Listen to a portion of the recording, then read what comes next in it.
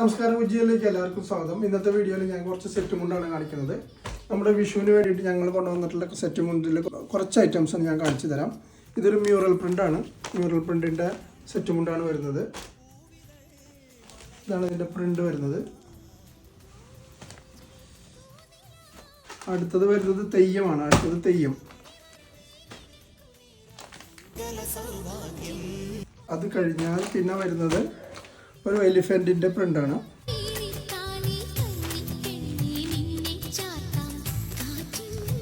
ഇത്